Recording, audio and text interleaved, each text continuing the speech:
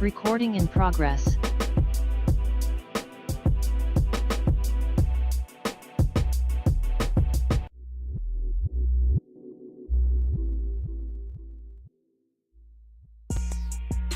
Oh yeah, we got him. Trey, and Maestro styles, you know we got one. Right back like we left something. We don't duck smoke, we want all of it.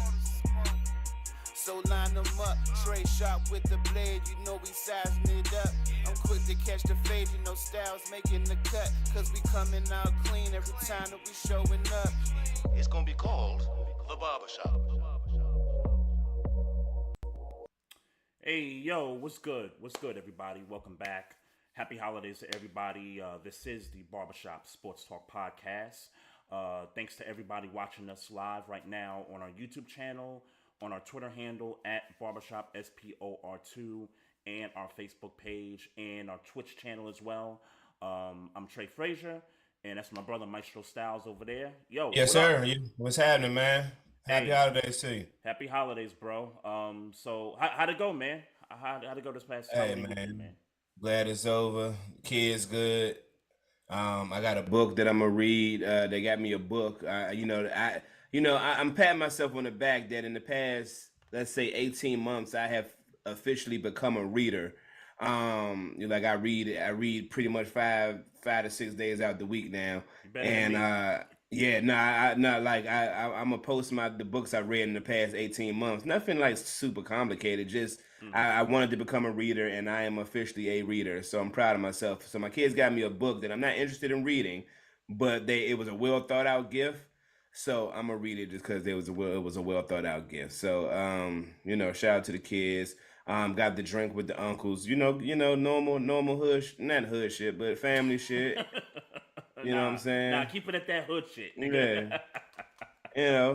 But it was good times, man. It was good times. I mean, I think you had a way more exciting, for lack of a better term, exciting holiday time.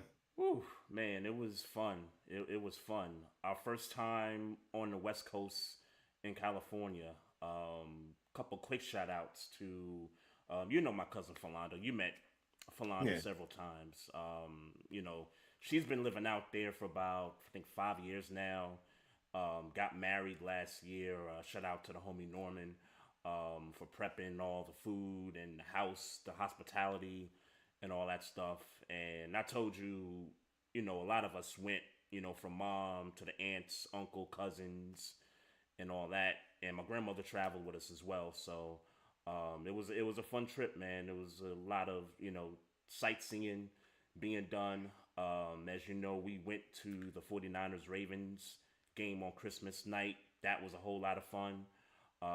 Didn't get a chance to run into some of the people that we had on the podcast. Yeah. Shout out to the NFL chick. She was there. Yeah, I saw she was out there. Folks. Yeah. She was there with her folks, but we didn't get a chance to, cross paths and stuff. And my guy Rod that we had on the show, big 49ers fan, he was there as well. But we had to catch a ride home from the stadium real quick before we even was able to get to the area where he was at. So, but all in all, man, the experience was it was a great experience.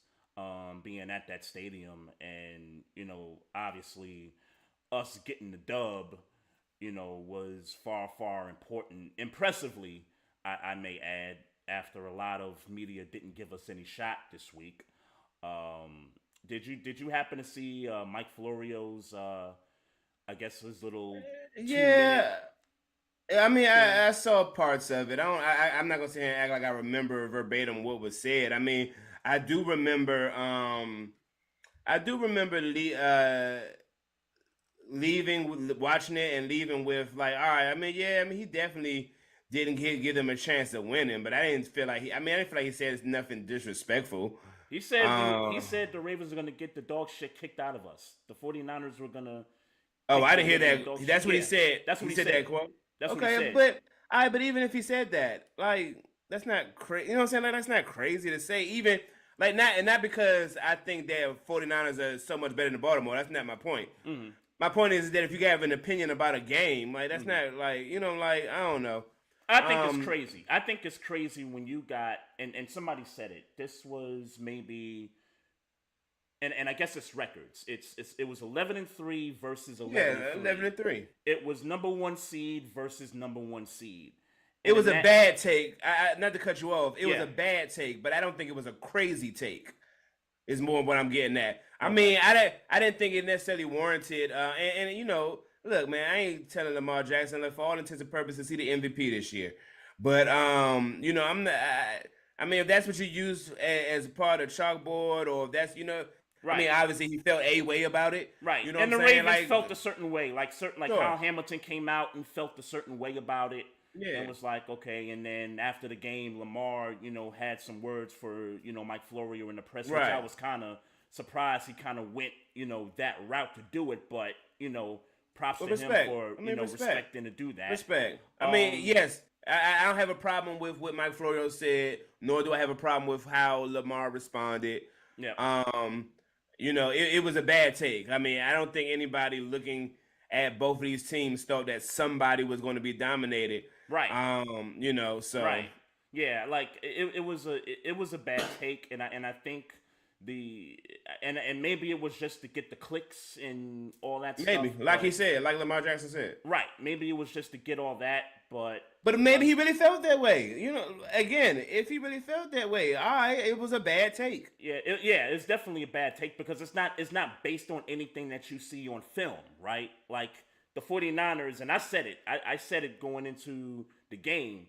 We're playing the best team in the league. Like I said that all week. 49ers, the way they was humming, they was the best team in the Right. league.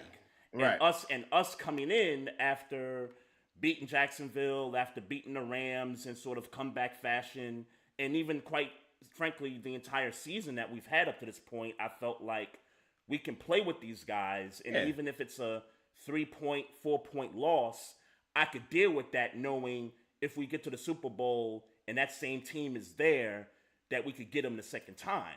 Yeah. But to say we're going to get the dog shit kicked out of us, I don't know that you say that about a matchup that's heavyweight versus heavyweight. But why do you feel like he can't say that? Like I mean, do you just feel like because it's not based on anything that he's seen? I mean, on film.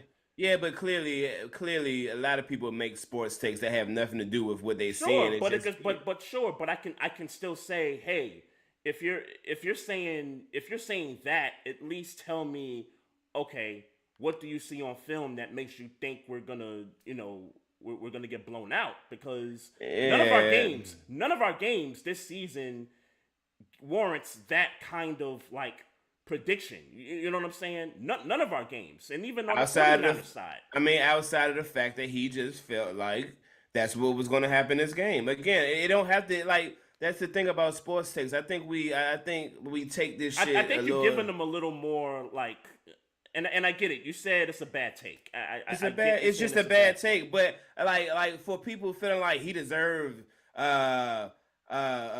smoke outside of him having a bad take, is kind of crazy. Like niggas have bad takes all the time.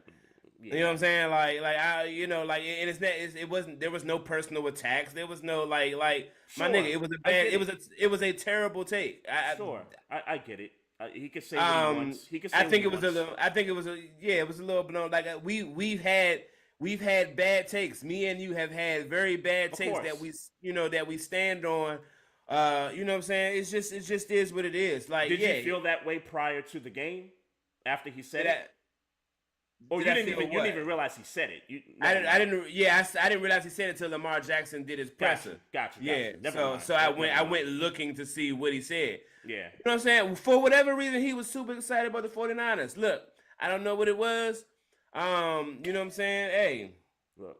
Again, the Niners have been they've played some dominant games. They've beat some good teams. They dominated Dallas earlier in the year. They dominated the Eagles earlier in the year. As bad as a take as it was, I think I respect more that he jumped out the window that way.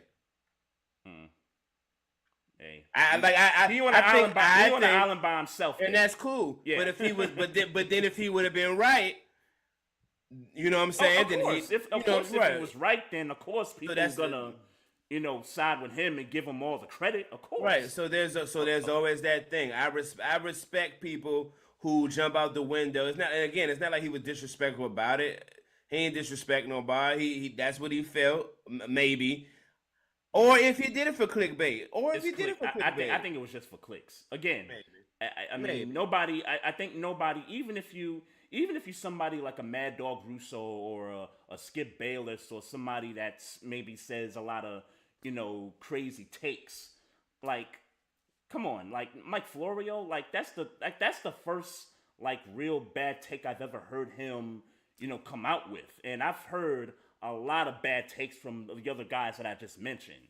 So I think that's the part that's surprising. I feel like you're not even really an entertaining commentator if you don't jump out the window every now and then. Sometimes you just got to say some wild shit. I feel like I don't even know if it's for clicks. I don't believe that. I don't know. Let me say I don't know. Mm-hmm. But I feel like anybody who has to talk about sports on a public platform, you kind of boring if you don't have these bad takes every now. Where you stand on it. Like it's boring if you always playing the safe side. Like nigga, sometimes step out there. I hate you. Yeah, respect to Mike Florio. It was a bad take. That's all. It was a bad take. Bad take based on a lot. And he also was like, all right, I was wrong. Mm-hmm. Yeah, I saw. Yeah, all right, I was wrong. I saw. Yeah. Congratulations, Mike Florio.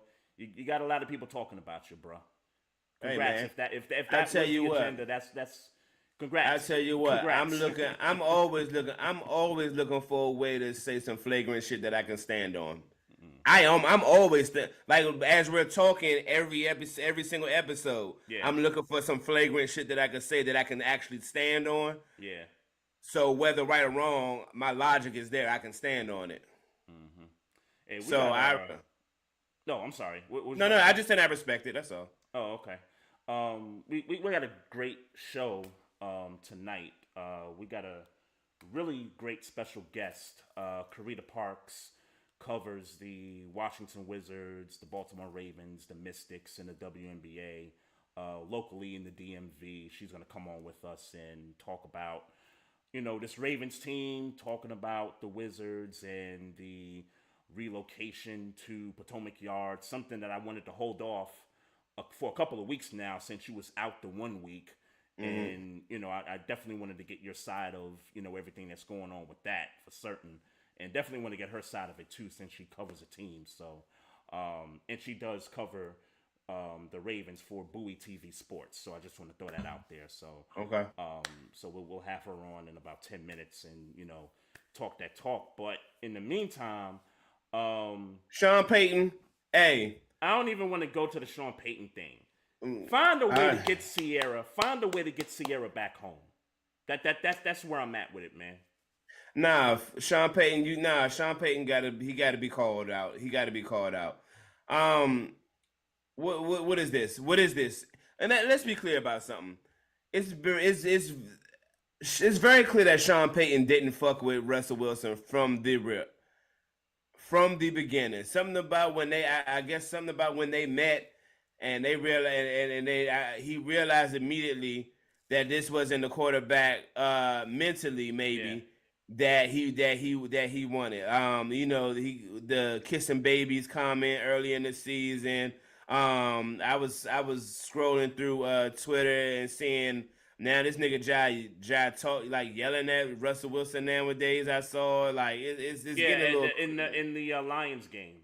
Okay, yeah, like it's getting a little crazy, and now they're benching a quarterback who's thrown for 26 touchdowns and 8 interceptions.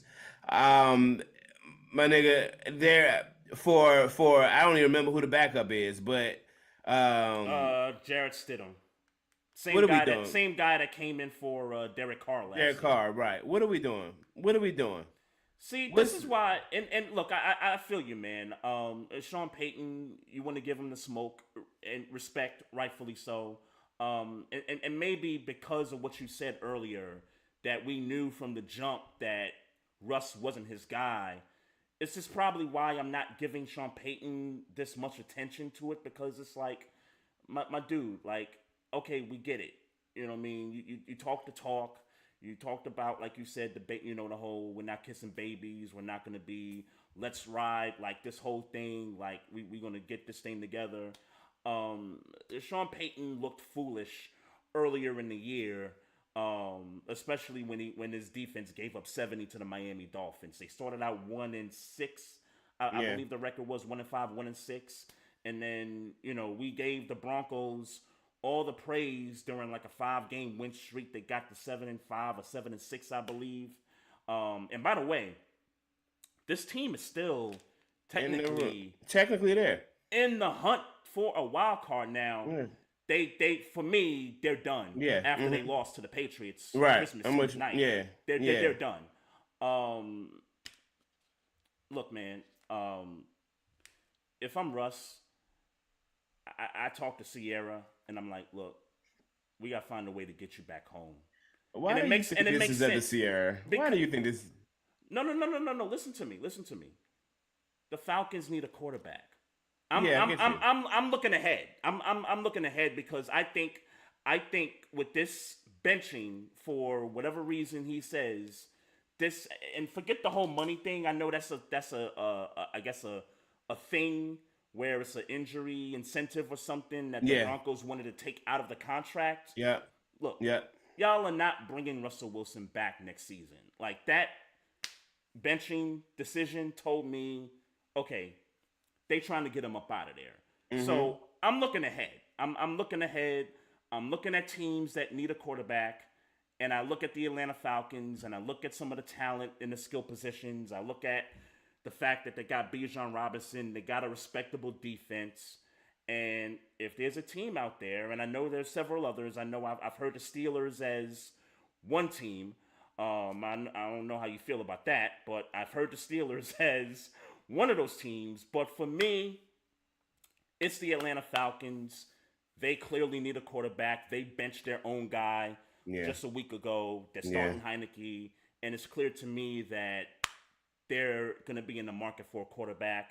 And if Russ is on the street, or whether it's a trade or whether they cut him, that's the spot. That, to me, the Falcons make sense. Yeah, I agree. I do agree that that would seem to be the spot, but it would be because Russell Wilson said so, and not because Sierra want to go home. Man, I want to be clear about I'm using the Sierra thing for entertainment purposes. Okay. Yeah. Nah. Well, I want to be clear that nigga, I don't. Hey, man, it's too much that nice guy Sierra with a pan stigma. That or narrative rather that be getting painted around in certain conversations. I don't like it. Stop playing with my man Russell Wilson. Yeah, he a little nerdy, a little nice, I guess. I don't even want to call it nerdy. Right. But hey, man, she good, man. She in the pocket, man. Stop playing with my man Russell Wilson. And Sean Payton. Look, because here's the thing for me. Mm-hmm. They bought him in to compete in the AFC West. That was the reasoning. Yep. Who the hell is Sean Payton about to bring in next year, in your opinion? Like, how can this happen? I'm sorry. Kirk Cousins is a free agent, I think they say. Mm-hmm. But who else of notoriety? They're not drafting a quarterback, clearly. I don't know. Yeah, I was going to say they're going to be too high in the... They're going to be somewhere in the middle to where they're not going to be able to get one of those guys. Right. Yeah, that's a good question, man. I don't know, man. And I would phrase the question this way. What are the Waltons? And the Waltons are the Walmart owners that own the Broncos, the new ownership group. Because this is... I feel like, yes, Sean Payton made the decision. Sean Payton is sort of the face of it. But the reality is that behind the scenes, I think this ownership group is pushing this whole, bench Russell Wilson because of the contract situation with the injury incentive thing. And by the way, they're on a fast track to being that franchise that's like where niggas don't want to play at. Where kind of like what Carolina is like. And let's be clear, niggas don't want to play there no way. Like, it's not like that's a high market where people want to go. You know what I'm saying? Right. So, they're falling so fast into that category of places or teams that you don't want to play for based on the decisions that they're making here. So I would phrase the question this way: what are the Waltons gonna do? Because you're in the middle of the pack in this draft. You're what are you 7-8? So you're gonna. Who's their GM? I don't know who the GM is. Yeah. I have no idea who that guy is. Because what the fuck is he gonna do? Because let's be clear about something. You pay, you're gonna lose money cutting Russell Wilson, and if he makes the roster, they gotta in pay March, that money, right? They gotta pay. right? Yep. They gotta pay. I think it's like $37 million. But then if you don't cut him by March, then I think it's like another 38 or something crazy like that. My thing is, hey man, you brought this dude in, and you only gave him 1 year or 2 years to get it together. Like, and for all intents and purposes, whatever you didn't like about, he was playing better under Sean Payton. He was. Right. So it's like I don't know what this personal vendetta is, because that's what it seems like to me. But it's going to end up Sean Payton, in my opinion, if they don't find a quarterback and turn this around next year and be competing for the division. Sean Payton and that GM got to, and I mean got to, lose their job. They got to lose their job. That's interesting. I mean, got to lose their job again, because even if, and I got a question to back that up. And sure. I hear where you're coming from. Even if it's the Waltons that are kind of making this decision, because I really feel like it's them. Why do you feel like it's the owners outside of the general manager who's normally in charge of football operations? Because of the contract situation. Because of if this is about money. If this is about money, then it's beyond Sean Payton and maybe to a certain extent the general manager. But it is the general manager's job to manage money. You know what I'm saying? It is the general job. It is the general manager's job to manage money, but the ownership also has to see to it that, okay, you managing this money the way I would like you to manage this money. You know, it's up to them. It's at the end of the day. The ownership is going to look at the pocketbook and say, okay, you can spend this much money, you can spend that much. Sure. We only have this budget. Oh, I don't like this clause in the contract. You got to do something about that. Like, because at the end of the day, it's the ownership's pocketbook that's being affected here. I get that, and you're right. But they would still, but even in the terms of a scapegoat, the GM got to get fired. If you miss, like you paid him a lot of money to play quarterback. You wanted a star quarterback. That's what y'all wanted. Right. And in defense of the Waltons, they weren't the owner when that deal was made with Seattle. Okay. In defense. So they weren't the ones that pulled the trigger on the trade. It was the Bolins. Previous owner, the Bolins. It was the Bolins that did it. So I mean, look. All right, but that's still That's still Russell Wilson, though. I'm sorry. I hear you. No, I got you. And what you're saying, that's still Russell Wilson, though. And because it's Russell Wilson, you know, do they recognize it's Russell Wilson? I mean, that's the real question. Then niggas got to get fired if they don't know who that is. That's Russell Wilson, dog. Like stop. See that stop playing with Russell Wilson, dog. Like stop playing with Russell Wilson. Russell Wilson is Russell Wilson. Like he's still Russell Wilson. Yeah, no, like, I get you. I get. Last year he was trash. This year he didn't kind of came back around. Like stop playing with that dude. He was good this year. You gotta give him an opportunity to build it. You gotta give him an opportunity to cook. You ain't let him cook. Yeah. Well, we'll pick this topic up on the other side here. Let's welcome in our guest, Carita Parks. Covers the Washington Wizards, the Baltimore Ravens, the Washington Mystics here in the DMV, also for Bowie TV Sports. Carita, thank you so much for coming in. It's been a pleasure. And again, thank you for this time too, because I know you're busy and covering the teams and everything like that. Happy holidays. How's everything going? Good. Happy holidays to you too. Thanks for having me. Glad to be here. No doubt. So let's start here. So you're from Duval County, Florida, and you relocated here in the DMV. So what was that journey like? I was getting ready to ask. That's a hell of a move. Yeah, for real. What went into that move? Was it a career thing to decide you want to cover sports in the DMV? What was that journey like? Yeah, it was definitely a career thing, but I should probably start with how my career was at the time and kind of how I've gotten here. So my background's originally in PR and communications. Okay. Always wanted to do journalism, but as life proceeded, I ended up going into the PR realm. And so at the time I was doing communications in Jacksonville. Um, I had my own business on the side as well, where I was doing more sports PR. And I had an opportunity with my full-time job at that time to move to the DC area because they wanted to do more federal contracting, which is big here with all the government agencies. So I was like, at that point in time, I was born and raised in Jacksonville. So I'm like, if I don't like it, I can move back. So I ended up moving here and been here like almost 10 years or so now. Nice. So Nice. yeah, and it's been a really good place to cover sports. So eventually I ended up transitioning more into the journalism side of things, and it really took off, and this is a great place to be if you want to cover sports. And I don't regret it at all. It's worked out.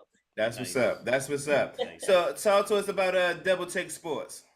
Yeah, so Double Take Sports, that is my sports media company. We specifically cover the Mystics and the Wizards through Double Take Sports. And then I also cover, special events, all sports related, national events as I can, etc. So it's video content, it's interviews with athletes. And I was kind of inspired to start the company through my journey in sports and just kind of being inspired along the way by other people who had independent companies, but there's not a lot of women with their own independent sports companies. So I wanted to be a conduit for content creators of color specifically, because it's more difficult for us in that world, and the access that I have, I want to be able to help others who are serious about doing this kind of work. So that is the reason that I ended up starting Double Take Sports. And it's a lot of work, but I definitely don't regret it. And like I said, for me, it's being inspirational to other women who want to be in this realm. And like I said, helping young content creators is like the ultimate goal. But I've been able to, get my own access, which is important to what I do. For sure. So, I mean, look, man, anything that is easy probably ain't worth having. So, respect to the journey. You covering the Wizards, and look, I'm a Wizards fan, so I'm leaning on you right now. To just kind of talk about the state of the Wizards, and B, if you can just give me a small glimmer of hope and something to hang my hat on. I know that's tough. I know. I might have something. Okay, all right. And I'm all in. Just for context, this guy said that if Jordan Poole can average would you say 25 points? If he could average 25 and Tyus Kuzma Jones can average 19 or something like that. Then we would be okay, regardless of our porous defense. We would be okay if we can score. So if them three can score and everybody kind of just follows suit. A 6 seed in the East is what we're hoping for. That's what I was hoping for. For what in the East? Which number? A 6 seed. Number 6. That's what I was hoping for. That was my ceiling. So I'll be honest. Coming into this season, I knew it was going to be some growing pains. I mean, they didn't want to say they were rebuilding. They were calling it retooling, but let's just call it what it is. You're rebuilding at this point. But I did expect them to be more competitive Yeah. And I think that is where the biggest disappointment has been, is they're just not as competitive that I think anybody thought they would be. Nobody thought they were gonna, go to the playoffs or even whatever the case may be. Except this But guy. say that again. It was a hope. Except it was a this hope. guy. Well, yeah, I mean, I understand the hope as a fan. I understand the hope. But it's, as far as the state of the Wizards, like I said, I mean, the reality is they're rebuilding. I don't think people anticipated Jordan Poole to struggle as much as he had struggled up until he's getting better. So I don't want to say he's still struggling. We're going to see how it progresses. I do feel as of late, he's starting to come into his own, but I don't think anyone anticipated such a slow start from Jordan Poole. I think Tyus Jones, I don't know if I would say I think he's been fairly consistent. As consistent as he can be. Yeah. But I think Jordan Poole definitely struggled being the guy now that he's not around, like a Draymond and Klay Thompson, and like all eyes are on him during a game. I think he struggled with that a little bit. So, I mean, the Wizards are here and there showing improvement, but I just think we can expect this to be a rough season. I think we can just expect this to be a rough season. I don't expect too much more improvement. As a matter of fact, we might see some trades before the trade deadline. I wouldn't be surprised if we did. They've been talking about Kuzma. They've been talking about Kuzma. Well, I don't know if they would trade Kuzma, but at this point, I feel like anything could happen. Yeah, right. Who was the expected leader? Like, going into the season, who would you say was supposed to be the most expected leader of the players? Oh, definitely Kyle Kuzma. Definitely Kyle Kuzma. And truth be told, I mean, he has shown leadership since he joined the Wizards. Yeah. He's been he was a good leader. I'd say when Bradley Beal was here, Brad was more of that lead by action, so to speak. Yeah. And I feel like Kuz is more of that vocal leader, as well as on the court. So I think he's doing what he can, but the team is just not stepping up to the plate as much as I think, like I said, anyone would have anticipated. What do you think the biggest thing is? The biggest issue is? I mean, these fourth quarter collapses. If you watch the Wizards, a lot of times they have been hanging in there. And then like the second half or the fourth quarter, they just break down defensively, the rebounding, missing shots. I don't know what, some of it at one point were the lineups. Like I was really like, okay. That's been my biggest. You mentioned that. What are we doing? Yeah. What's the thought process? So I think he's gotten better at figuring that part out, but that was definitely a huge problem. The first part of the season, I can't remember what game it was, but there was a game where I think it was Tyus Jones, Corey Kispert, Kyle Kuzma on the floor, and maybe one other person I can't think of. The Wizards were down. That group got like game momentum. The Wizards were within 2 points. And then I want to say Tyus Jones set the whole fourth quarter. I just don't understand, if there's momentum, why do we move away from it? Right. So some of it's been coaching. Love was so junior, but some of it has been the coaching. And then like I said, just those collapses, which I don't know if I could really explain. Analytics. Yeah, let's look at the analytics on that, because I don't have any explanation. But if I can give you some hope, I don't know if it's hope for this season. Okay. Bilal Coulibaly has really been developing this entire season. So that gives me hope, because it does show that the Wizards front office drafted well. And hopefully they continue to do that, to put the pieces in place to make this team more of a competitor. So how in your mental mind, how many years do we got before we are competing in playoffs? Ooh. Best case scenario, I think we probably have to have 2 more years. Okay.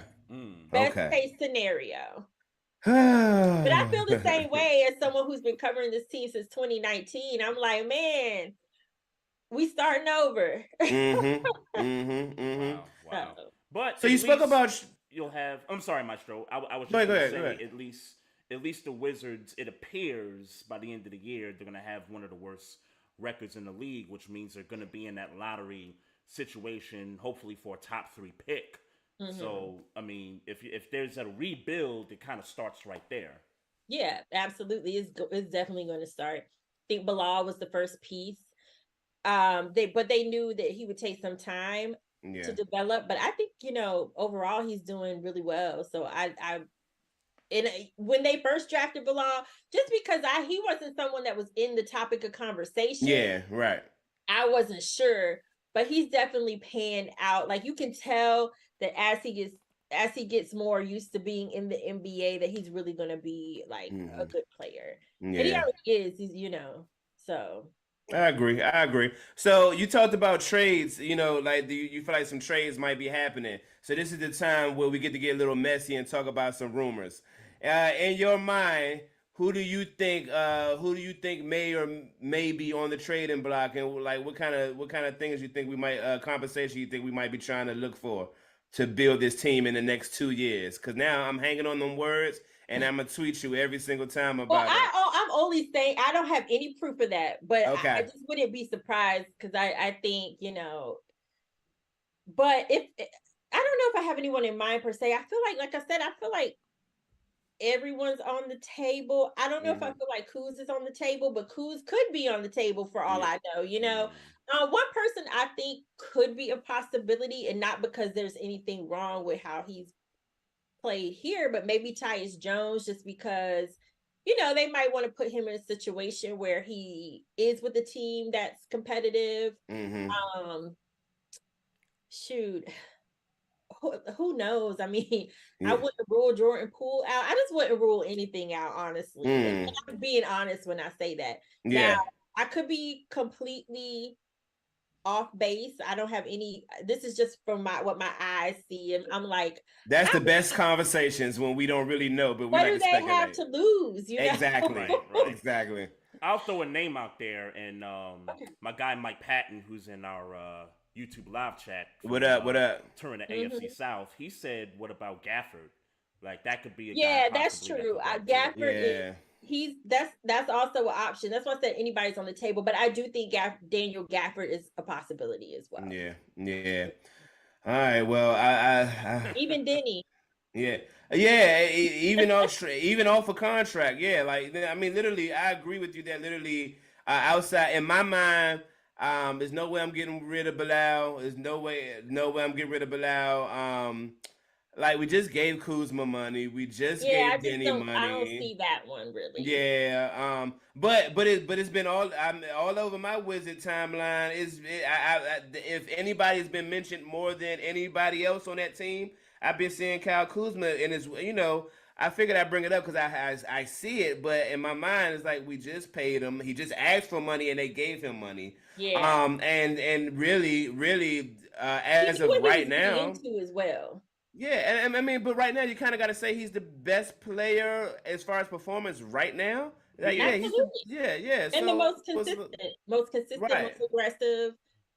He is that leader. If you take him out, who is the leader on that team? Yeah, like they're all young, super young. Yeah, but I think from a trade perspective, you see the value in Kyle Kuzma, which makes the rumor of him being traded more, a believable one. Because who else on that team aside from maybe Jordan Poole, Tyus Jones, and Gafford would you say is of value to be put in the trade package? I mean, he is definitely the highest value on the team. So. Yeah, because he had 30 million this year. I know he asked for 30. I think he got what he asked for. Yeah, right. So yeah, and you kind of had to give it to him. Yeah. So can we go off the court with the Wizards for a second?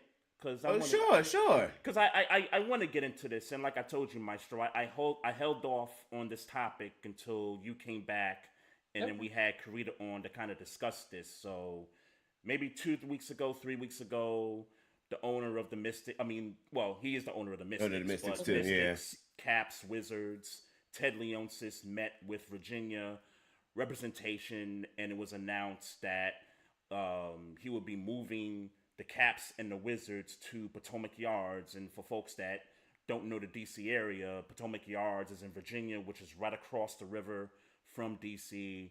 It's certainly not it's not the blackest part of the DMV, I would say that. Absolutely.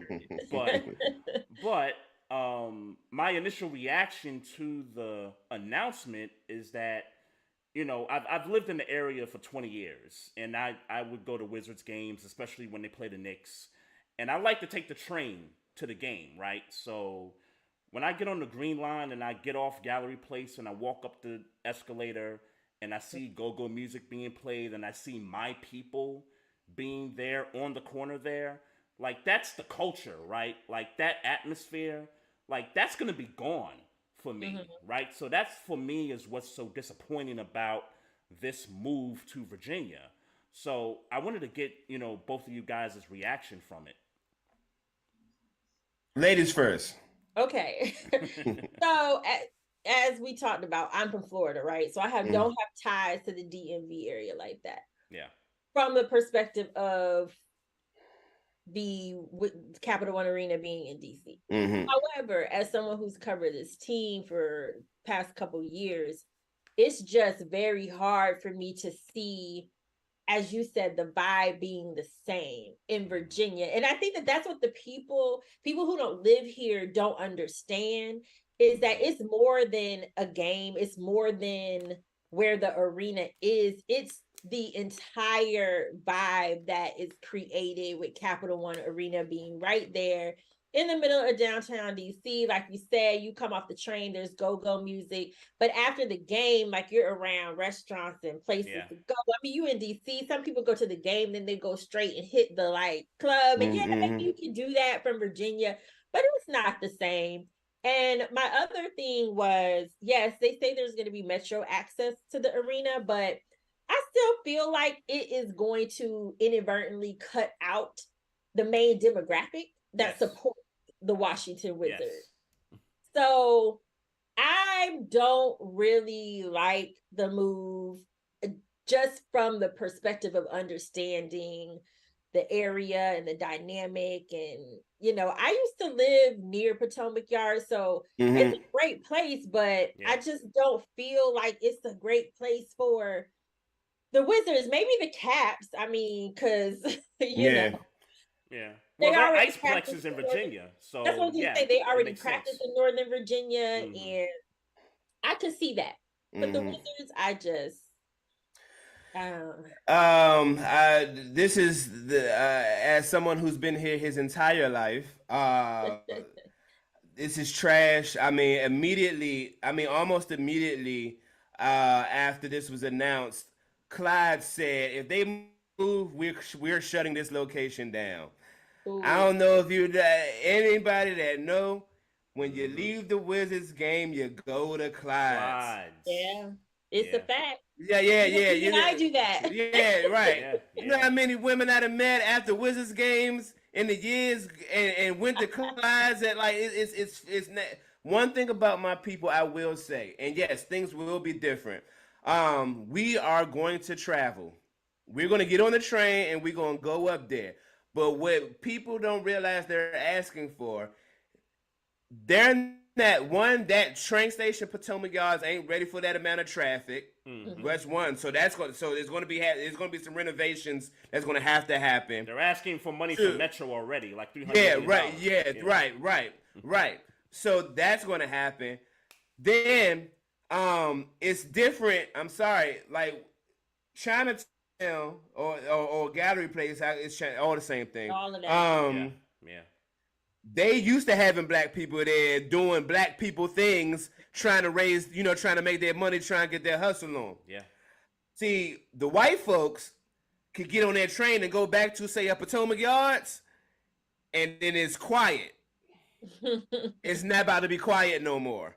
And it's not about to be quiet no more. And what I think, if this really ends up happening, I think they're gonna find out really fast that either they're gonna have to get used to us going up there to see them, or they're gonna have to up police presence. And nobody wants the police involved in sporting events. Nobody wants it. Like, yeah, But I then think when you do travel, you're not gonna want to travel no more because it's like I ain't trying to deal with all the police yeah, out there Right. and Cause see now, cause I live in the Baltimore area, so now I can't just get on the green line. Now I got to take the green line to the yellow line. Now that's 2 trains versus one. Now. and man, I am disappointed. Like that area, and part of it's bias. I want my teams in DC. That's one. Two, Yeah. that central location. Like now, I'm learning. Like Clyde's is the spot. 'Cause that's the spot I've been going to since I've been an adult. You go to a Wizards game or go to that arena. Period. You go hit Clyde's. But now Rocket Bar, the little sushi, like it's like this. It's expanded. Like it's so much going on. Like this is you've already created. And when you think about stadiums in other areas, you've already clubs. Everything you need is already there. Why would you go and try to rebuild it? Virginia wants the income. I get it. That's what's happening. Virginia wants that income. They want that traffic. Yeah. But I don't think you want what's going to come with it. I don't think you want what's going to come with it. well, do the Virginia residents want it though? Because I mean, that was just like, what the council, the mayor, the governor.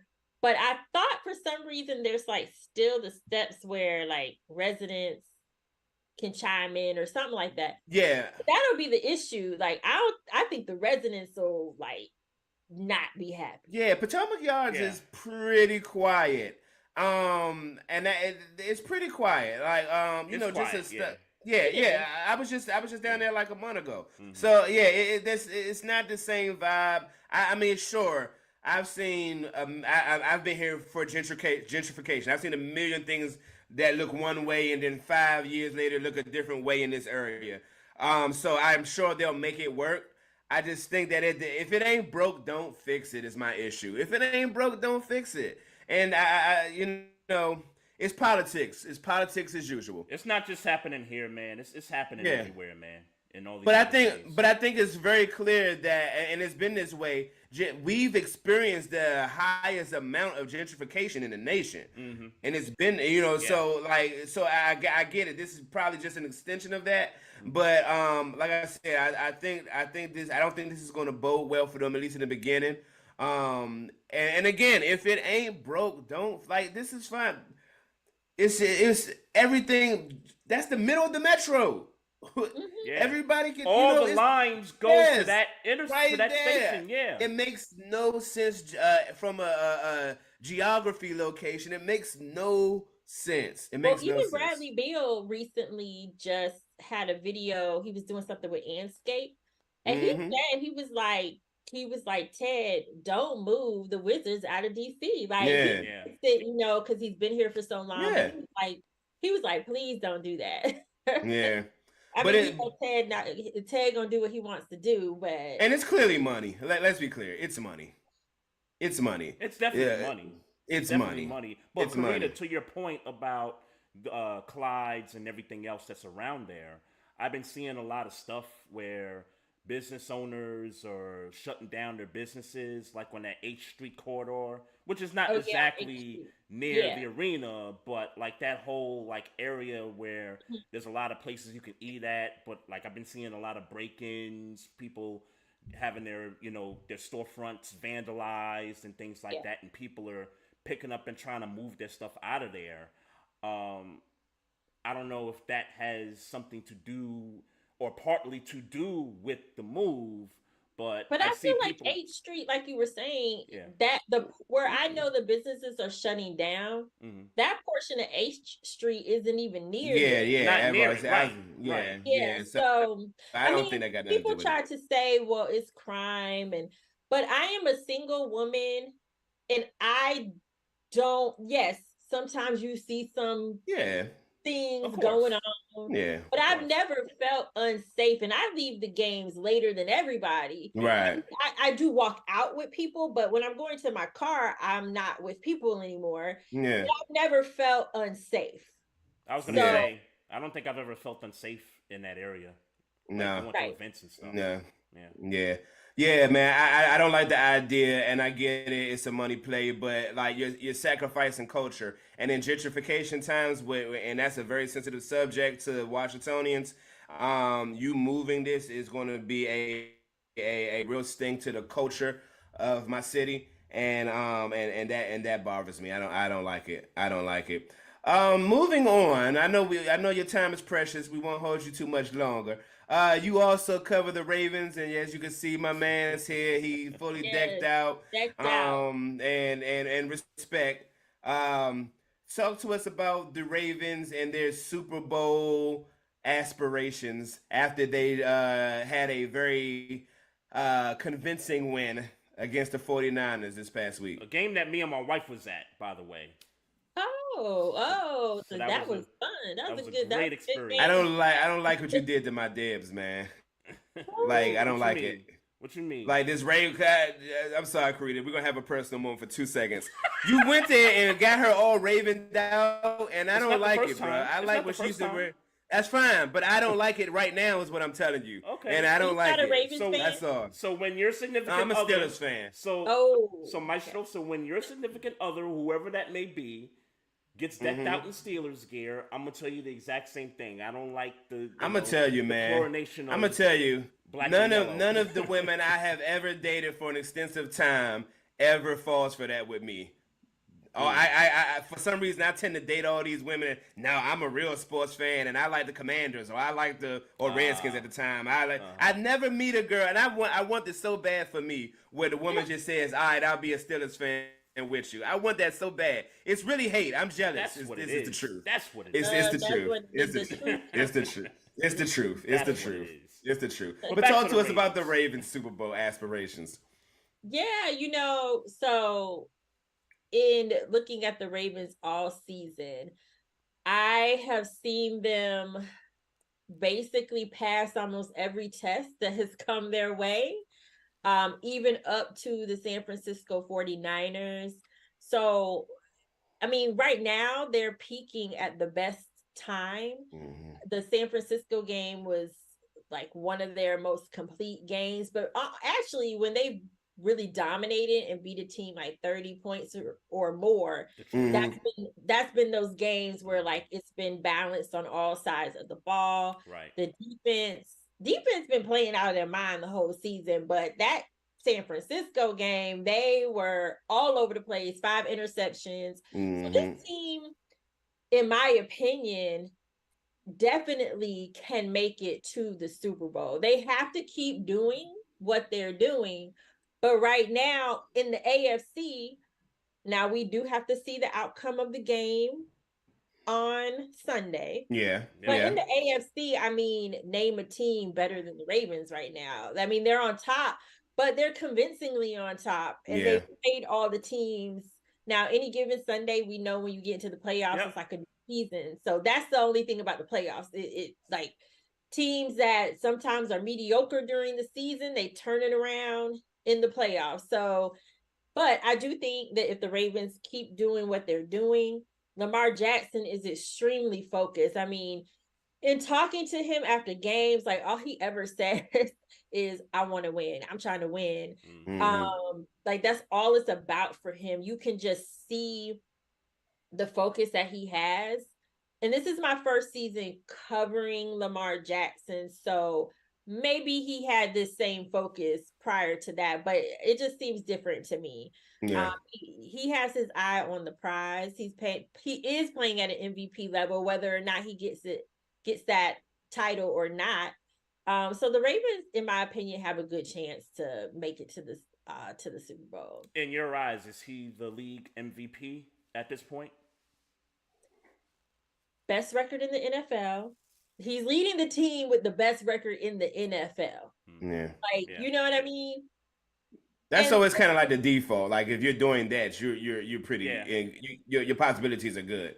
Your possibilities are good, but then if you also just watch the games, I mean, Mhm. Lamar does make things happen when you just don't think, when you think a play is dead, when you think you got him down. Like, no, he makes those plays.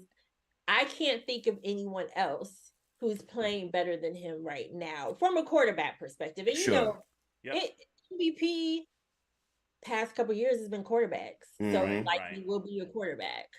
Because if you base it on statistics, Lamar doesn't have the best statistics right now. There's like 6 other quarterbacks with more touchdown passes than Lamar Jackson right now. I mean, Brock Purdy, who was kind of I guess, the leader in MVP talk going into the matchup, and I guess McCaffrey was maybe side by side with him with what he's doing in the run game. I think he's like 300 yards rushing over the second guy. And then you got Tyreek Hill, who could break the receiving record. And the Miami Dolphins got a pretty good record also. So I think it's one of those years where it's going to come down to who finishes best at the end of this year. Like, there's really no, like, runaway right now in my book. Not in anything for the most part. So talk to us about the Ravens and Dolphins this week. Like how you see this going? What needs to happen for the Ravens to win? Do the Dolphins even have a shot? I think the Dolphins have a shot for sure. I mean, they're a really good team. There's a lot at stake on both sides. Like if the Ravens win, then they can lock up the number 1 seed in the AFC playoff race, home field advantage. And they could also clinch the AFC North. That's a lot on the line, and they know that, and they've controlled their destiny since the bye week, and so far they have checked every box. I don't think they have lost since the bye week. However, for the Dolphins, they kind of are in the same place. Like they're trying to battle for a top 2 seed in the AFC playoff race, and they could clinch their division. So I think we definitely going to see a dog fight. And then you have Jalen Ramsey, like, you know, he's a beast on the Dolphins side. You got Tyreek Hill, you got Tua. I mean, there's a lot of talent. So I don't think it's going to be easy, but I definitely think that this is a game where we have to see once again, like the offense put up points. They can't, on the Ravens side, they can't afford to make any mistakes. Like no safeties this week. Can't have things like that. No turnovers. Take care of the ball. And then I have noticed in the past few games they've gotten more into the passing, but I think they need to come back to balancing it, get the run game going as well. Still with the passes, but they need to get the run game going. But I think if the Ravens continue to play their brand of football, the brand of football that they have played all year, the defense definitely has to put pressure on Tua. But Tyreek, like the DB's got to be on point, this week. Like you got to be drop coverages. Like we need Marlon Humphrey to play like he did in San Fran, and so it's not going to be an easy game. But I definitely think, I feel like with everything that's on the line, that the Ravens get it done. But I think it's going to be a very close game. Yeah, okay. I agree. I think it's going to be a close game also. You said something about the DBs and going up against Tyreek Hill. I think the same thing that they did with Brock Purdy. Like you saw the pressure in Brock Purdy's face, and that's why you saw a lot of the indecisiveness with Brock Purdy. You saw some of the throws, not very great throws from Brock Purdy, right? So I think in this game, you got to do the same thing with Tua. And I got to say this one last thing too before we move on. We've played, I guess, the McVay-Shanahan tree of coaches the past, 3 weeks with the Rams, Niners, and now this Dolphins team with Mike McDaniel. I think it says a lot about this defense because that's one of the offenses that's very difficult to stop is that, coaching tree of offenses there. Yeah. But it says a lot to the defense that they're up for the challenge and being able to put pressure on the quarterback. Yes, and what I will say is, so Kyle Hamilton, he practiced today. We still don't know what his ultimate, whether he's going to play on Sunday or not. But I do think that they need Kyle Hamilton, because we kind of saw when Kyle Hamilton wasn't, I want to say the game that he originally got hurt, he wasn't out there. We did see that the defense had the holes, and maybe that's just because they had to adjust in game, and You're right. We saw it in the San Fran game when he went out and Darnold came in, and Darnold was kind of lighting the defense up a bit. So, I think everybody is needed at their position, but of all the positions, like when Kyle Hamilton isn't on the field, like you see the difference in the defense. So they definitely need him on Sunday, but if we need him more in the playoffs. So definitely, see, how that pans out. But I definitely think that this is going to be a game where the defense is going to have to do the same thing that they did against San Francisco and just pressure Tua all game, like be all over him. So my last question. Go ahead. I would say my last question dealing with the Ravens is if we all agree that the Ravens are the best team in the AFC and maybe the league, and I'm gonna just go ahead and say the best team in the league. And I don't like saying it, but I'm. Look at his face. It pains him. But who do you think concerns the Ravens the most in the AFC? The Browns, and you know why? I was gonna say, go ahead and say it. Because they have Joe Flacco, and ever since that the Browns made that move, when the Browns brought him in, even before he played, I was like, I don't like it. Because I just had a feeling. And now he got the Browns rolling. Browns defense isn't bad, you know. Browns They're defense good. isn't bad at all. They're pretty good. Yeah. They did not have like that steady person at quarterback, and I just worry about Joe Flacco's experience, his poise, just because he knows what to expect. But on the flip side, Coach Harbaugh coached Flacco for years. Yeah. So if anybody knows his weaknesses, it would be Harbaugh. But I do think that could present an issue. Joe Flacco coming to get his lick back, huh? Right. I'm like, now he's still throwing interceptions. Like I've watched some of his games. True. And that is true. And he's 3-1 in these games, and I'm watching him right now. He just scored a touchdown again. Interceptions. But he's still throwing the interceptions. I think every game he started for them, he has at least one interception. So, and my defense has been feasting on interceptions all season long. So I'm not necessarily worried about him coming into Baltimore in a playoff situation. But I mean, I can understand rest of the fan base being like, oh snap, like this guy's on the Browns. I think that it would be now. I just think that would be maybe the only team where people would have a little pause, even though he has been throwing, like you said, interceptions. Like I could definitely see the fan base being like, oh.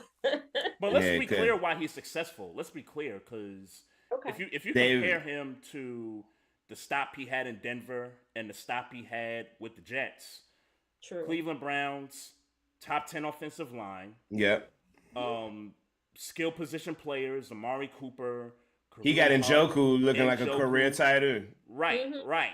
And I think this is important. Nobody talks about it, but I think this is the first situation he's in where he has a head coach for an offensive play caller. In the past, he hasn't had that. It was always like Harbaugh, special teams guy. When he went to Denver, he had Fangio, a defensive guy. When he was with the Jets last year, Salah, a defensive guy.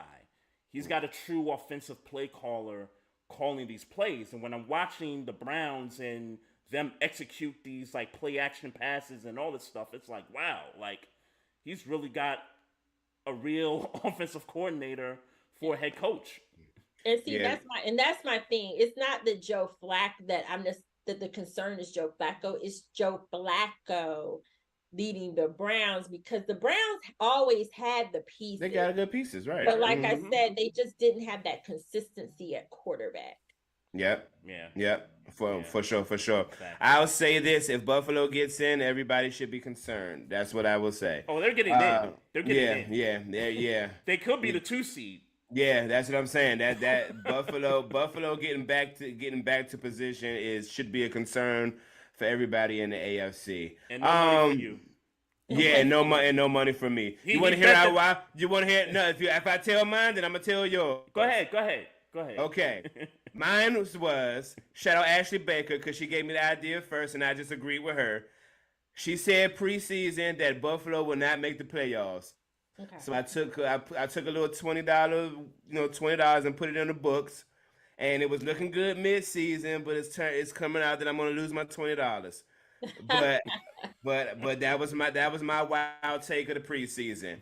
Now Trey's on the other hand was the Chicago Bears were gonna win the division. Oh. Yeah, Yeah. So So much for going out on a limb. yeah. So much for that. Hey, Carita, I want to send you out with this question here. Since you from Duval County, Florida, I wanted to know just in the entire state of Florida, who your top 5 Florida athletes are all time. No pressure.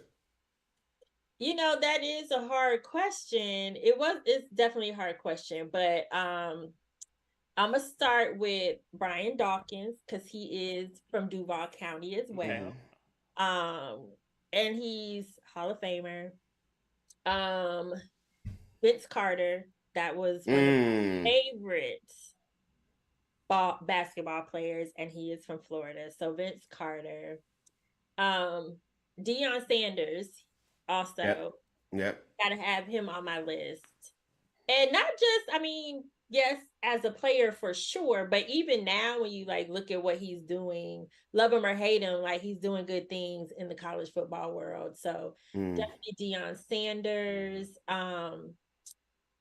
I am going to add Lamar Jackson because he's so young in his career, but he's going to make a lasting impression on the league. And he made South Florida very proud. I'm not from South Florida, but I know that he made South Florida very proud. And he works hard. He's a hard worker.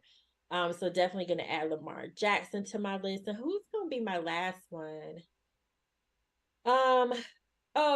So this might throw y'all off, but I used to run track, and Okay.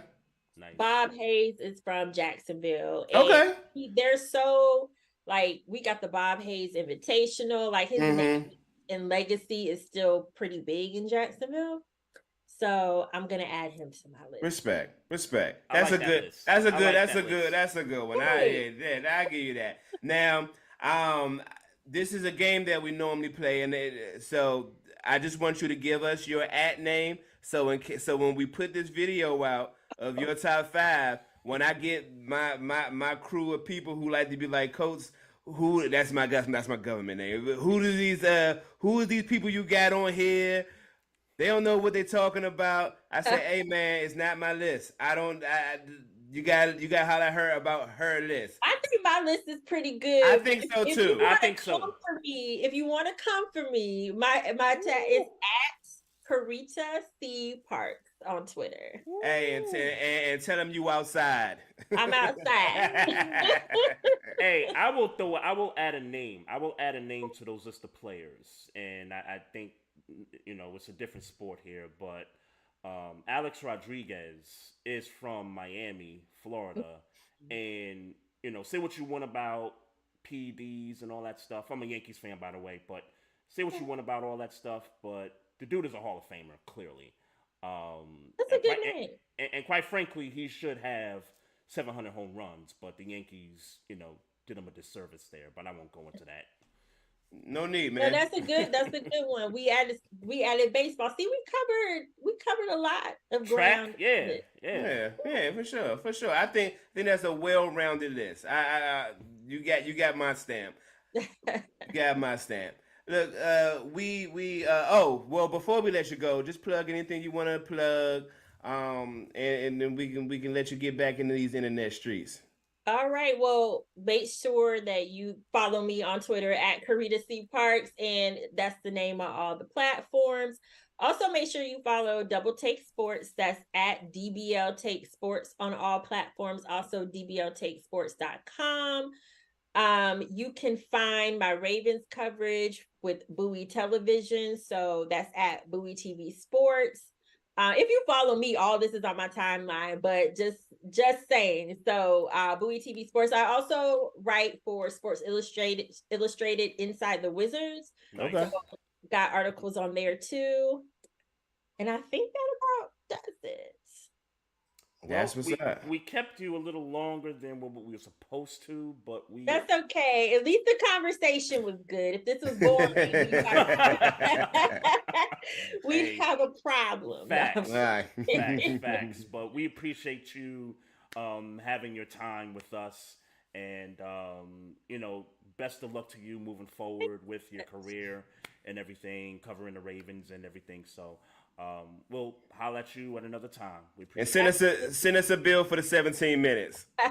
No, y'all good. Thank you so much. It was Absolutely. good to meet you all. I feel like we, definitely have talked online, on social media and stuff, but great to finally meet you guys. That's what's up. That's what's up. No doubt. All right, be safe out there. No problem. Bye, guys. All All right, see ya. Carita Parks, folks, covers the Wizards, Ravens, Mystics in the area, so hit her up on social media, Twitter, and if you don't like her list, but just know that I might have to, if y'all tweet her and say y'all don't like it, or I might have to jump in. I might have to defend her, because that was a pretty solid list, man. I might have to. That was a great list. That was a pretty solid list, man. That was a great list, man. Yeah. I think one of the things, like when folks do these lists and stuff, like the surprise element to it, because you're not thinking about certain players that they may be thinking about. When you come with that surprise element, man, it just makes the list so much greater. So yeah, Bob Hayes was a good addition and a good way to round that list out for sure. Absolutely. So yeah. NFL, man, let's kind of get back into it. We wrapped up week 16. Anything you want to get into? Well, I don't want to stretch this conversation too much longer. I will say this. I'll give you my three. Yep. One, Mason Rudolph. My bad, bruh. We sorry. We sorry that we ever signed Mitchell Trubisky. We sorry that we ever put you at the number 3 quarterback. If the world was mine, we would be paying you as a top number 2 quarterback in this league, because you've done better than anybody just because you had the mitigated gall to throw it deep and be accurate when you did it. So thank you for your years here in Pittsburgh. And again, I as a Pittsburgh Steelers fan, apologize that we ever signed Mitch Trubisky and made him the number 2 quarterback. I'm curious what his salary is. I know that Mitch Trubisky's is like $5 million a year, so I would assume that Mason Rudolph ain't too much higher or lower. So but the truth is that I don't like 3 quarterbacks, and I never did. So Mitch Trubisky should have never been put on this team if Mason Rudolph still got the ability to throw deep balls like that.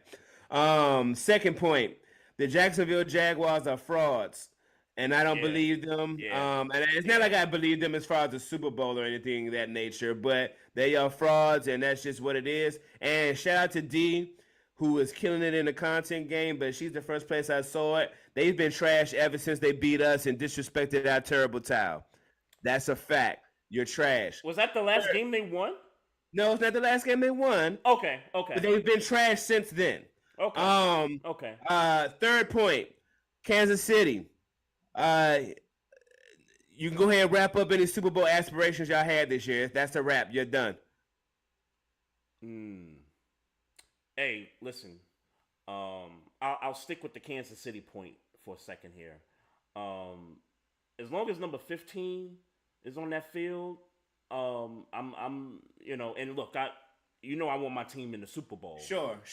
I'm not if it's Kansas City versus the Ravens in the playoffs, I'm not overlooking number 15 and that man's abilities. And I get it. The receiving core has been trash. Kadarius Toney's been dropping passes. Travis Kelce ain't been good. Yeah, ain't been looking right. And I'm not even Pacheco ain't healthy. Yeah, Pacheco hasn't been healthy. I don't know what they're doing with Clyde. CEH. I'm not going to. Well, say they've that been done with name. him. They've been done with him. Yeah, that's what it feels like. Yeah, It feels they've like been they've done with been like in a doghouse or something with him like that. So Well, Pacheco outplayed him.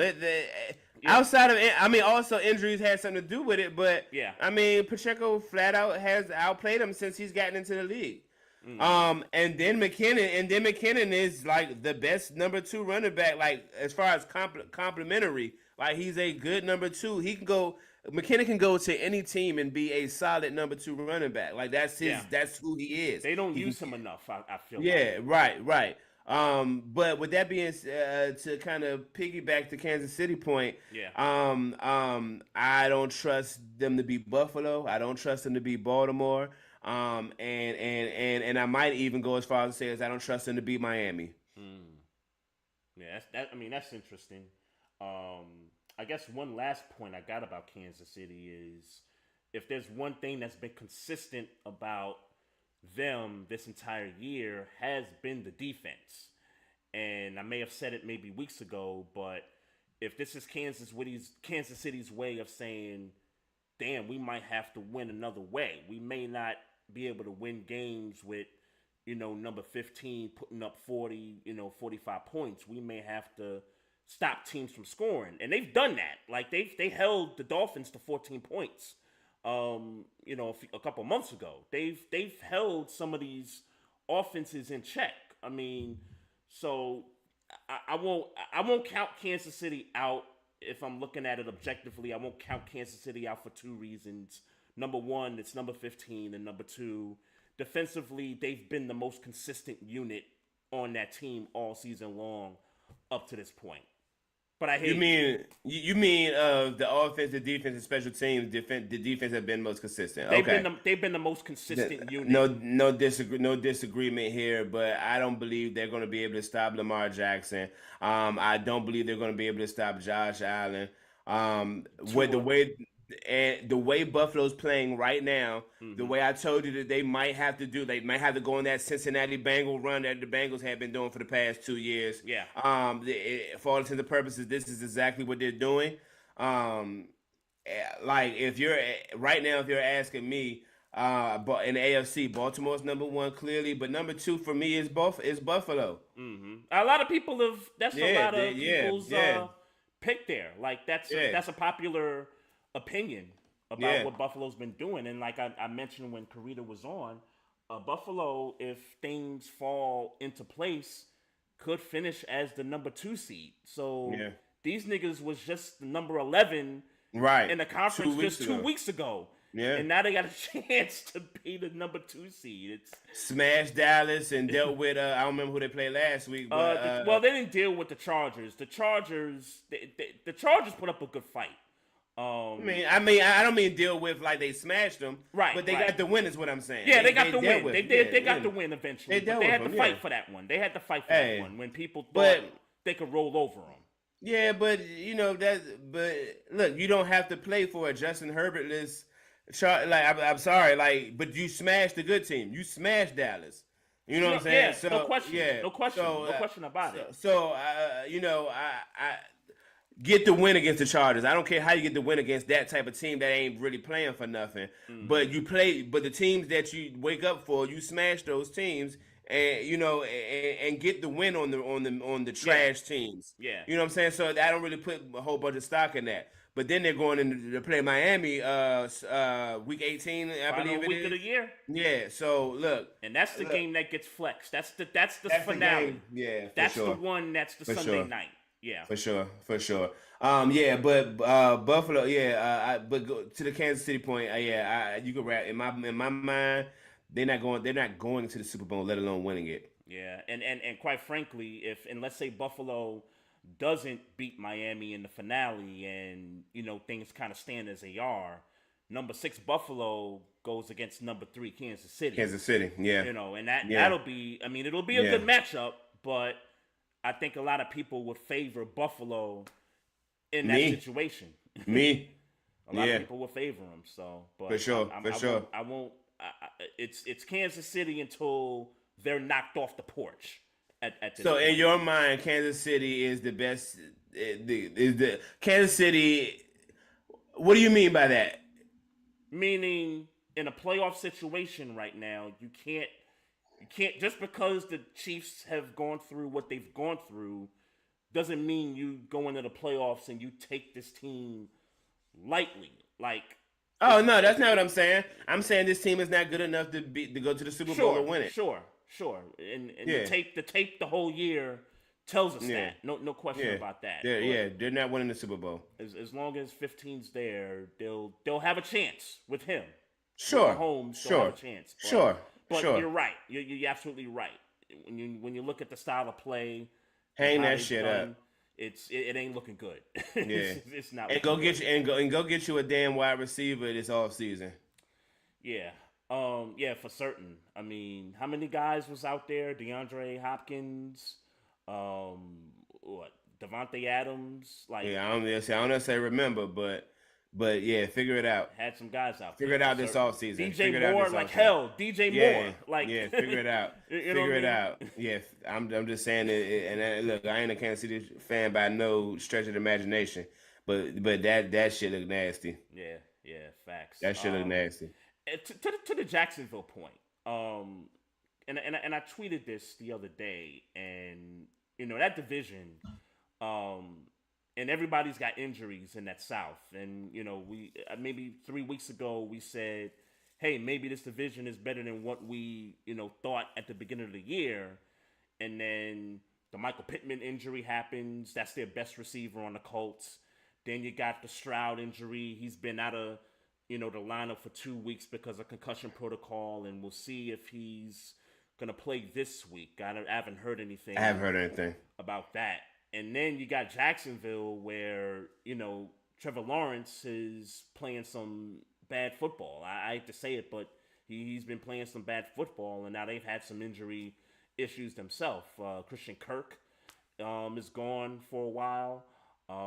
They had some injuries in their secondary. They've had some key pieces go out, and so it's like, damn, this team lost 4 games in a row. The Jags I'm talking about. This team lost 4 games in a row, and somehow this team is still first. Yeah, first, yeah. In the In the AFC division. South because the Colts and the Texans can't seem to get it together, despite missing some of their best players. So I guess my question for you is, how you see this thing playing out toward the end?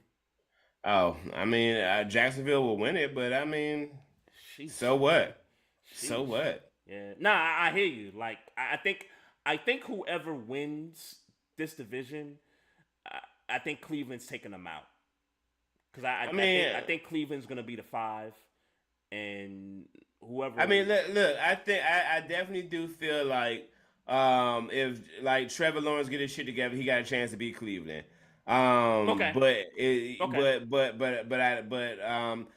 something about Joe Flacco winning a playoff game does not rub me the right way. No homo. Like that just don't make sense to me. He's never lost He's never lost a wild card playoff game in his career. Joe Flacco in 2023 winning a playoff game don't sit well with me. So I'm gonna say that.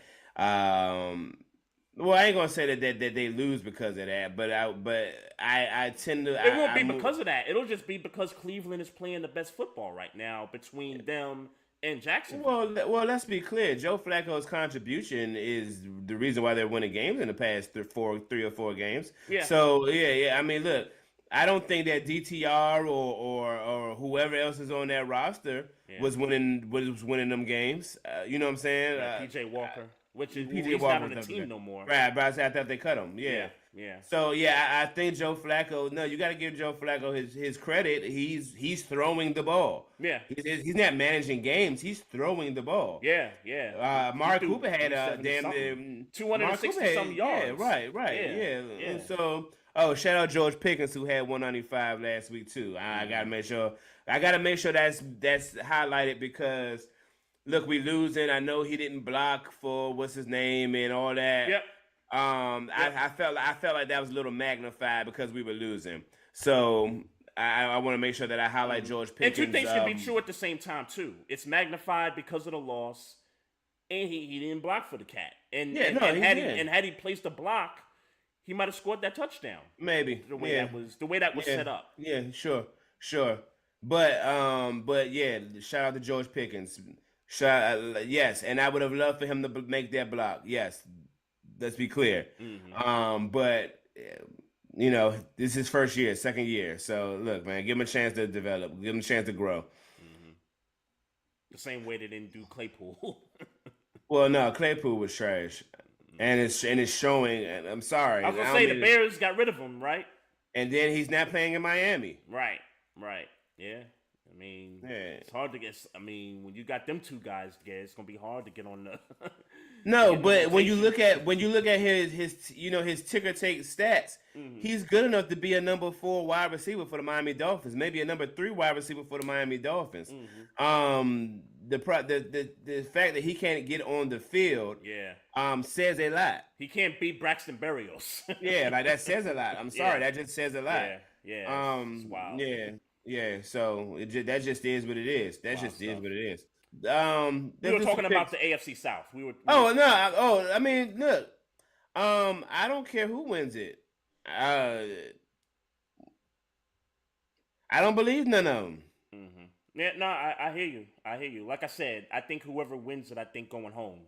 Yeah, all right, whatever. I think, but if it affects your team in a sense because you guys are, what are y'all, number 8 right now? What are y'all? Hey 8, man, 9? I've said it to you once, and I'll say it to you again. If we make the playoffs, everybody who let us in the playoffs is some shit.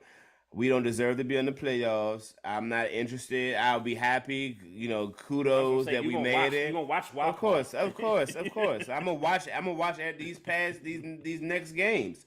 But to sit here and act like when you watch the totality of the season as a Pittsburgh Steelers fan that we deserve to be in the playoffs, and that I'm hoping that we make it into the playoffs because we deserve to be there. No, that's not the case.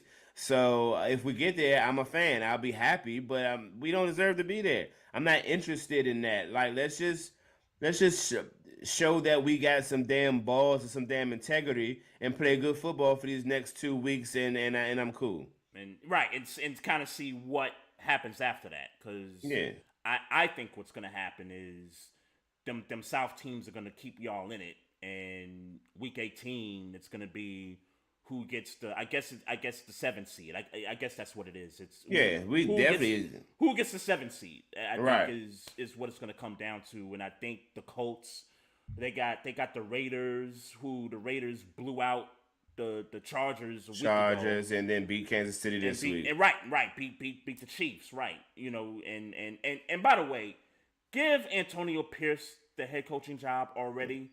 Like, please have the contract drafted up already.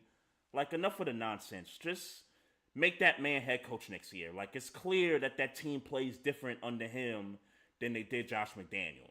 Like, let's just stop there. And then the Colts got they play the Texans. So them going head to head, you know, that's probably, you know, winning you're in, losing you're out. Yeah. You know, so but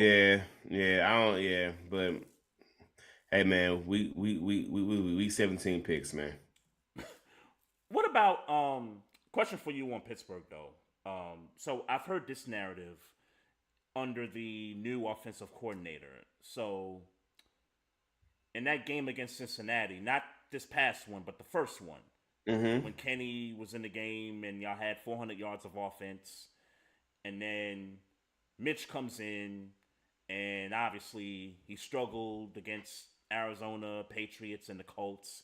And here comes Mason, and now it seems like he's, you know, doing his thing under this new offensive coordinator.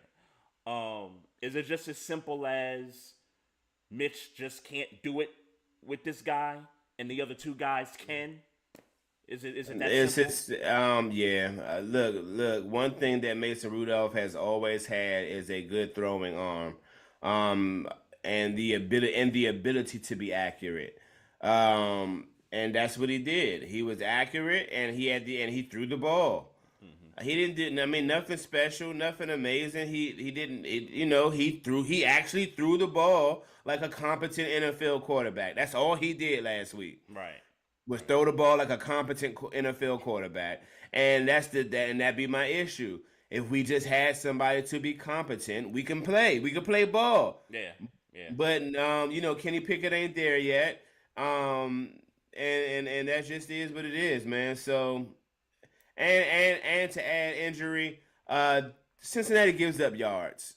There's no secret that they give up yards. That's what they do. They've done that all year. Yeah, they give up yards. Yeah. So that you got to also add that to the equation. But yeah, the bottom line is that Mason Rudolph had the ability to play a competent quarterback. If anybody could play a competent quarterback, Pittsburgh is a decent team. But because we have piss poor quarterback play pretty much all year, we've been a piss poor team. Yeah. I'll get back to Pittsburgh in a second, but I didn't want to. There's no need to go back there. Why? I mean, we already talked about it. Oh, well, I had a question, and you just kind of made me forget now. But Good. Dallas and Miami. Did you happen to catch any of that? I saw enough of it to realize that game wasn't necessarily Dak's fault. Why you handed it off to a fullback? That play call was a little cute. Was that the first drive, right? The first drive, yeah. That was a little too cute for my blood. And more importantly, Dallas should have probably won that game from what I saw. Now, in my defense, I was dozing in and out of that game. I was having a rough day. But from what I saw, Dallas probably should have won that game. But they didn't. Is what it is. The narrative on those two teams was neither one of them beat a solid team. Now Dallas. But Dallas had beat Philly. They beat Philly. And they beat Philly. Yeah, right. They beat Philly, so they were the ones kind of coming in with the quality win, and Miami was the team that didn't have that quality win. Right. So now everybody could be quiet. Both of them have quality wins. They got quality wins now for both teams. Yeah. So, yeah. Yeah, I watched a little bit of that game. Like I said, we was on vacation, so didn't have a lot of time to watch much football. But that game was on in the lobby at the bar, so I was able to partake in watching a little bit of that. Looked like a very good game though. Like down to the end. It's a good game. Down to the end, whatever. Solid game. Dallas played better than they did against Buffalo. But now they got to go beat Detroit on Saturday, and then they close against Commanders, Washington, I think. Yeah, yeah. So, but I think in my eyes, I think Dallas is going to be on the road for the playoffs. But they're playing the 4th seed, like whatever. Yeah. Well, they're playing Tampa. They're playing Tampa. I was gonna say unless because I don't know, man. I feel like this year's different. If it's Tampa at that 4th seed, I feel like this is different. Like I feel like this Tampa team this year is gonna give Dallas some problems. Not saying they're gonna win, but I feel like it's not gonna be the massacre it was last year.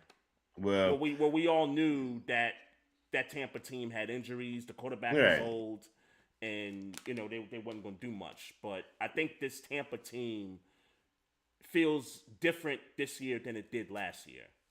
Yeah, but they're gonna win. Well, we'll see. I mean, I'll certainly pick them if that is the matchup. I'll definitely pick them.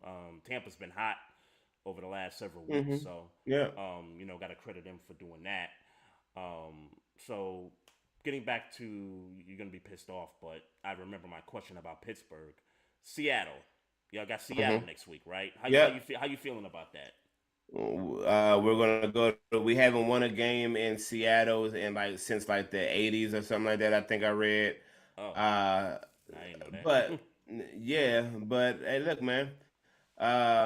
Mason Rudolph looks like he's gonna play. It looks like he's gonna get the start. Kenny Pickett that all the way right. Because this would have been the week he would have came in, right? I mean, from what I understand, he can play if he needed to have to play. Right. But why? If you're not 100%, and Mason Rudolph is playing the way he's playing, let him play. Let him play the season out. Yep. And look, and so if he's as competent as he was against Cincinnati, I'd like to think that we should be able to win that game. We should be able to win that game, and that's what I intend on happening. So give me Pittsburgh 24, Seattle 20. Yeah, Seattle got a comeback win last week, so they're now the 7th seed. I think they've had a couple good weeks. Thought they was gonna fall off the map there, but they got the win against Tennessee, so they're 8-7. They're the 7th seed in the I think NFC, so. 7th seed think so. behind the Rams. So yeah, so they got themselves up off the mat. So I will say playoff game for both teams in this matchup at this point. Feel like the loser's out. Feel like the winner has got one life left next week. So, it's definitely one of those games to watch. I think you're going to get the best out of both teams there. So, I guess with the other games this week, Saints at Buccaneers. Do we even believe in the Saints anymore? Like, yeah, I've been giving up on the Saints. It's wild. And then you got the Chiefs hosting Cincinnati. Chiefs pull that out. They pull that out. Yeah. Yeah. I'm with you there. What about Dallas hosting the Lions? They at home. I'll give me Dallas. Yeah, I got you too. Hey, congrats to the Lions though. NFC North champs. Yeah. It's like first one in 30 years, I think. Yeah. Said. So, congrats to them. Yeah, for sure. Congrats to them and stuff. So, what's the other games? I'm actually guessing these games. Oh, I didn't know that. I would have pulled it up if I didn't. Yeah. I'm actually guessing these games as I'm trying to pull the schedule up here. And honestly, some of these games have no meaning whatsoever. I'm on 16. Hold on. But yeah, I got the Cleveland game on. They're gonna blow the Jets out, I think. Yeah. It's 20-7 right now. So I got Dolphins versus the Ravens. Yep. Go ahead, be petty. I'm gonna pick the Dolphins because that's just what I feel like doing. Tyreek blows that game open. Patriots versus the Bills.